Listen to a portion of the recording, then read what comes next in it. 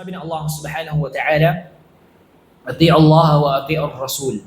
Sundin niyo ang Allah subhanahu wa ta'ala at ang Propeta Muhammad sallallahu alaihi wasallam.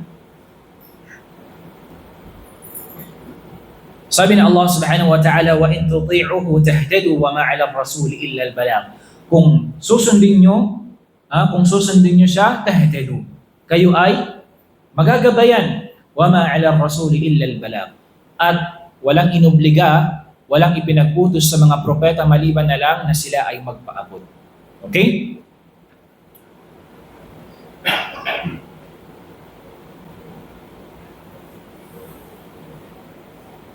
Pangatlo,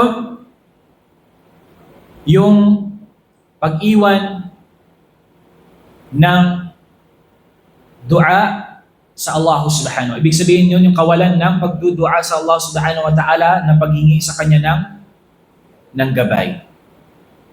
Tayo lagi nating hilingin sa Allah subhanahu wa ta'ala. Allahumma hdina. Lagi mong hilingin sa Allah subhanahu wa ta'ala na ikaw ay Kanyang patnubayan. Kaya nga, imbilingin sa inyong kaalaman na uncle ni Propeta Muhammad sallallahu alaihi wasallam na si Abu Talib. Nung sinabihan siya, sinabi sa kanya ng Propeta Muhammad sallallahu alaihi wasallam, "Qul la ilaha illallah ashfa'u bika." Sabi niya, sabihin mo ang la ilaha illallah, ako ay mamamagitan sa iyo at sa Allah doon sa kabilang buhay. Ngunit, hindi yon nasambit at nabigkas ng kanyang uncle dahil ang gabay ay sa Allah subhanahu wa ta'ala. Kaya dumating yung aya ng Allah subhanahu wa ta'ala. Anong sinabi ng Allah? "Innaka la tahdi man ahbabt, walakin Allah yahdi man yasha." Tunay na ikaw o propeta, hindi mo kayang gabayan kung sino man ang minamahal mo. Walakin Allah yahdi man yasha. Pero ang Allah subhanahu wa ta'ala, kaya niyang gabayan kung sino man ang kanyang naisip. Tayo, ang wajibat lang natin, ang tungkulin lang natin ay mag-relay lang ng message ng Islam. Magpaabot lang ng mensahe ng Islam. Pero yung usaping gabay, para mapatnubayan yung isang tao, hindi na yun sa ating mga kamay. Alam nyo ba, sa kabilang buhay, mayroong mga propeta doon na ang sumunod lang sa kanya isa. At mayroong din propeta doon na darating sa araw ng paghuhukom na kahit isa wala siyang kasama. At tandaan natin na hindi basihan sa pagiging matagumpay sa pagdadaawa yung marami kang napasyahada. Bagkus ang nagtagumpay sa pagdadaawa ay yung nagpatuloy siya sa kanyang ginagawa. Kahit na wala mang naniwala sa kanya. Si Nuh alayhi salatu wassalam, napakaraming mga anbiya at mga rusul na nagda'wa sila sa kanilang kaum, sa kanilang nasyon, pero iilan lang yung sumunod sa kanila. Kaya ikaw, lagi mong hilingin sa Allah subhanahu wa ta'ala na ikaw ay kanyang gabayan. Okay. Yun ay pangatlo. Pang-apat, na nagiging dahilan kung bakit naliligaw yung tao sa tamang landas, yung kawalan ng pananampalataya at pagkahulog niya sa paggawa ng shirk. At kabilang sa mga uri ng shirk, yung tinatawag na riya. Anong ibig sabihin ng riya? Pakitang tao. Marami. Kaya nga minsan merong tanong, sabi niya, bakit pa namin pag-aaralan yung tauhid? Naniniwala naman kami sa Allah. Bakit namin pag-aaralan yung oneness of Allah subhanahu wa ta'ala? Nagsasambahayan naman kami, nagsasala naman kami. Maraming nagsasala mga kapatid. Nagsasala sila ng 5 beses sa isang araw. Ang iba sa kanila nagtatahajjud. Pero makita mo, pumunta ng libingan. Doon magdua sa libingan. Yung mga ginagawa nila, mga syirkiyat, mga pagtatambal sa Allah subhanahu wa ta'ala. Makita mo yung mga tao, halimbawa nagsasala sila, sabi nila, naniniwala ako sa Allah, pero makita mo sila sa mga tinatawag nilang sa tampat. Allah alam kung anong tawag sa iba sa inyo. Basta yung para siyang, hindi siya, may iba naman hindi libingan. Parang sa ginawa lang na bahay o kaya, basta ganun. Allah alam kung paano siya sa Tagalog. Pero yun ay pinupuntahan nila at doon sila nag-aalay minsan ng kanilang mga kinakatay. Okay, yung iba sa libingan. Okay? Allah alam siguro. Okay, basta't ganun. Basta't yung pinakaano niya, doon sila pumupunta, doon sila nag-aalay ng kanilang mga kinakatay, doon sila nananalangin, at doon sila humihingi ng kanilang mga blessings sa kanilang mga sarili nila. Okay? So yun. So kaya, dapat nating pag-aralan yung kaisahan ng Allah dahil napapaloob doon yung ibang mga bagay na akala natin minsan tama, pero ito pala ay taliwas sa turo ng Islam. Halimbawa, yung mga alfabo, yung mga tinatawag halimbawa sabihin mo na kung hindi dahil sa gamot baka namatay na ako. Di ba? Kung titingnan mo parang okay lang. Pero kung pinag-aralan mo malalaman mo na hindi pala ito pwede sa Islam. Bakit? Kasi yung tawakkul mo, yung pag-arang mo doon napunta sa pagtitiwala mo doon sa gamot. Hindi sa Allah subhanahu wa ta'ala. Kaya, napaka-importante, napakahalaga na pag-aralan natin yung tauhid, kaisahan ng Allah subhanahu wa ta'ala. Ikalima, عدم الفهم الصحيح للقرآن والسنة النبوية. Yung kawalan ng tamang pag-unawa sa Quran at sa hadith ng Propeta Muhammad sallallahu alaihi wasallam. Anong mga halimbawa nito?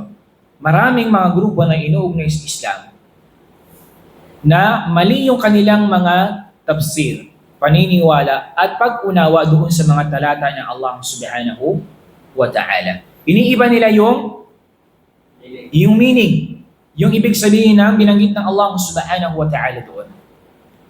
At ilan doon, siyempre, yung mga paniniwala nila hinggil sa mga asma wa sifat, sa mga pangalan at mga katangian ng Allah subhanahu wa ta'ala. Okay? Kaya maraming mga grupo na naligaw sa Islam dahil sa kanilang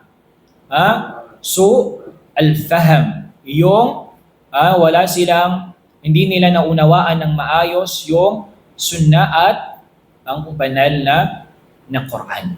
Kaya tayo, kapag hindi natin alam yung ibig sabihin ng aya, although meron siyang translation, babalik pa rin tayo doon kung sino yung mga scholar na nagbigay ng tafsir, nagbigay ng mas malawak na paliwanag. Sino halimbawa?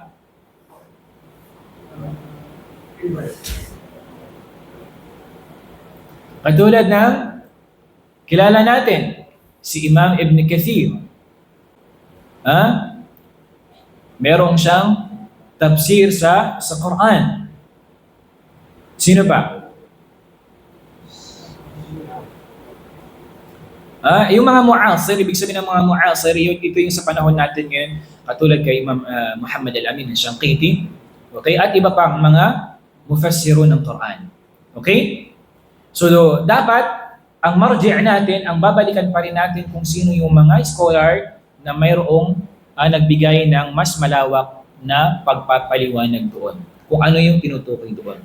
Okay? Si Imam Al-Qadari at iba pang mga scholars sa Islam.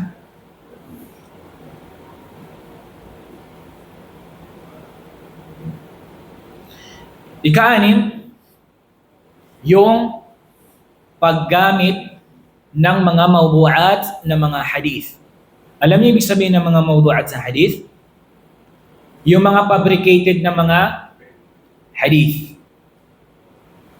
Ngayon, nakikita nyo, kaya mag-ingat, kapag meron kang nakitang hadith sa Facebook, huwag ka agad-agad i-share. Kasi baka yung hadith na yun ay mawdu'. Lalo na sa ahwal ninyo, hindi nyo alam kung ano yung sihha, ano yung tawag dito, yung level ng hadith na iyon. Kung yung ba ay da'if, okay? Sahih ba yung hadith na iyon? So iba-iba yung mga daraja.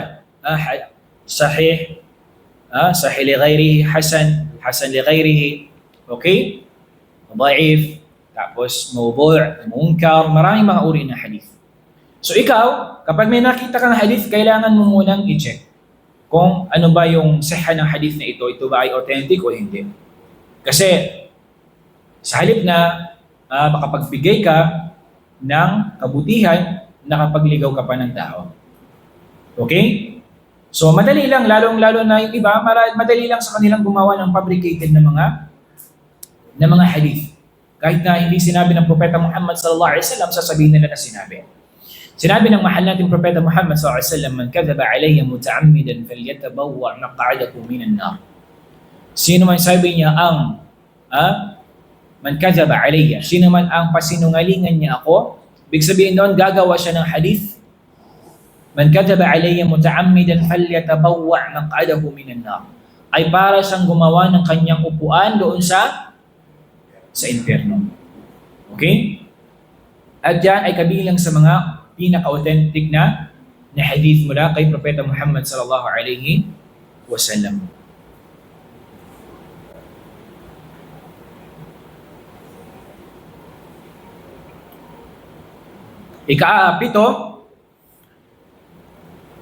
Ito yung pagsunod sa sariling kagustuhan, yung desire ng tao.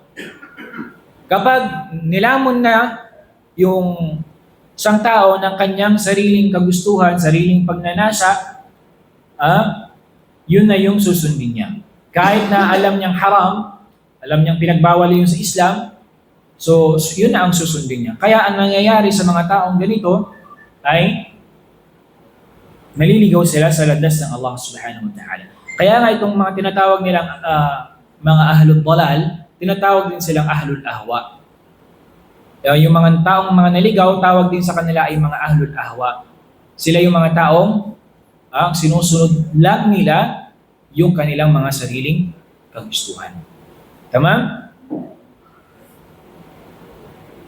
Ikawalo, i'jabu bin nafs. Ito yung labis na pagkamangha ng tao sa kanyang sarili. Okay? Kapag yung tao bilib na bilib sa kanyang sarili, sabi niya matalino ako, talagang hindi na ubusan ng talk, ng masasabi. Okay? So, nagiging dahilan yun minsan ng pagkaligaw ng isang tao sa tamang landas. Ito mga kapatid sa pananampalatayang Islam, ay ilan lamang sa mga dahilan kung bakit yung tao ay naliligaw sa landas sa tamang landas. Insyaallah ta'ala, sa mga susunod na pagkakataon insyaallah ta'ala ay pwede nating dagdagan. Wallahu a'lam, wa sallallahu ala nabiyyina Muhammad wa ala alihi wa sahbihi ajma'in.